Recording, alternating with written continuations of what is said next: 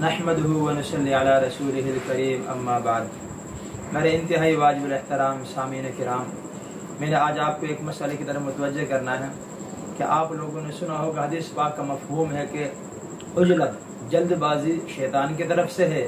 اور بردباری اللہ کی طرف سے ہے۔ بالکل بات اسی طرح ہے کہ جلد بازی شیطان کی طرف سے ہے۔ مثال کے طور پر جتنے بھی دنیا میں جھگڑے فساد ہو رہے ہیں، یہ جلد بازی کا نتیجہ ہے کہ تھوڑی سی بات پہ جلدی غصہ کر لینا، تھوڑی سی بات پہ طلاق دے دینا، تھوڑی سی بات پہ لڑائی جھگڑا کر لینا، اور اسی طرح ڈرائیونگ کے دوران سفر میں لوگ جلد بازی ہی کی میں اکثر ایکسیڈنٹ ہو رہے ہیں۔ ہم اس بات کو مسلم مانتے ہیں کہ جلد بازی شیطان کی طرف سے، لیکن یاد رکھیں ہر جلد بازی شیطان کی طرف سے نہیں ہے۔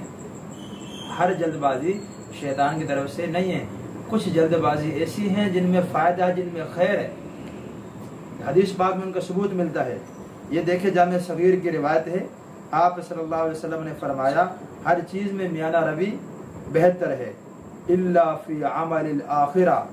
سوائے آخرت کے عمل کے، یعنی ہر چیز میں میانہ روی بہتر ہے، اچھی بات ہے، لیکن آخرت کے عمل میں میانہ روی اختیار کرنا، سستی کرنا، یہ بہتر نہیں ہے، بلکہ اس میں تو کیا کرنا ہے، اس میں جلد بازی کرنی ہے، توبہ کرنے میں جلد بازی کرنی ہے، نیکیوں میں جلد بازی کرنی ہے۔ بلکہ فرمایا گیا قرآن پاک کے اندر سارعوا الی مغفرۃ من ربکم، دوڑو اپنے رب کی مغفرت کی طرف، دوڑو اپنے رب کی مغفرت کی طرف۔ ایک اور جگہ پہ فرمایا گیا کانوا یسارعون فی الخیرات، یہ انبیاء کرام کا تذکرہ چل رہا ہے کہ یہ نیکیوں میں جلدی کیا کرتے تھے۔ تو پتہ چلا قرآن سے کہ ہر کام میں جلدی کرنا برا نہیں ہے، مذموم نہیں ہے۔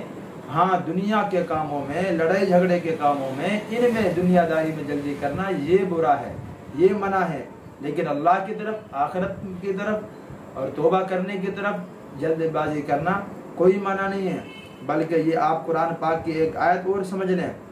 سورہ طٰہٰ کی آیت بسم اللہ الرحمن الرحیم وَعَجِلْتُ إِلَيْكَ رَبِّ لِتَرْضَىٰ، اور میں نے اے رب تیری طرف جلدی اس لیے کی کہ تو خوش ہو جا۔